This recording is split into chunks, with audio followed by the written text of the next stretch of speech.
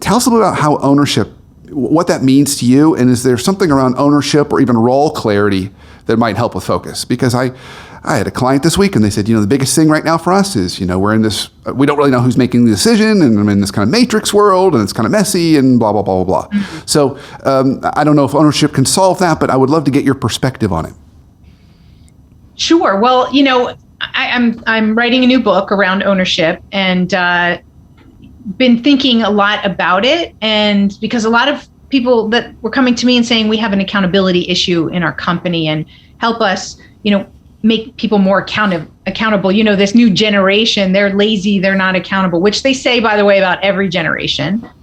And I guess, in terms of matrices, right? It's where things are blurred. How do you know what people are accountable for in a matrix unless you're being very clear and specific about things? So, but what I want to say there is the difference of focus is, if we focus on the accountability side, then in my opinion, we usually are thinking about the consequences. What happens when things go wrong? And that's when we come up with, how do we hold people accountable when they're not going to do the things they're supposed to do? So there's kind of like a forward assumption that people aren't going to do what they're supposed to do, right? So we're almost bringing that into, they're almost bringing that to fruition.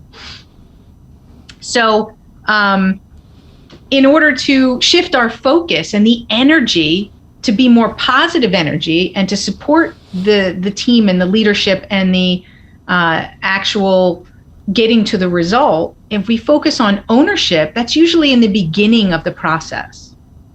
So instead of waiting until something isn't done or isn't followed through, or focusing on that consequence, what if we focus on how we can ensure that somebody takes ownership and sees it as theirs and wants it to be theirs and is willing to go above and beyond when necessary? And so if they're not sure whether it's their responsibility or not, that they take it anyway, right? You want that person, this is just an example, if there's a piece of paper on the floor, regardless of whether you put it there or not, that you pick it up, right?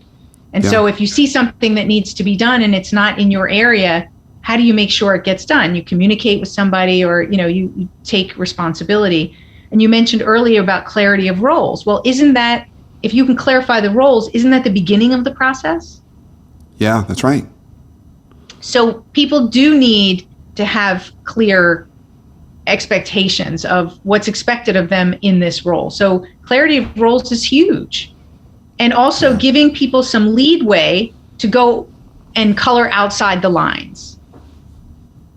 So meaning that if there is something that overlaps with them, that they're not afraid to step in and take responsibility, and doesn't go, not my job, right? Because that leads to the accountability issue. So if leaders come from that ownership perspective, what needs to be done in the beginning of the process in order to have people understand the why, the bigger picture of what is the outcome and how we think that we could get to there, but give them some flexibility in getting there, and what their role is and what other people's roles are. And, and then also just engaging them and trusting them and giving them authority to actually conduct their role. Sometimes we give people responsibility, but not authority.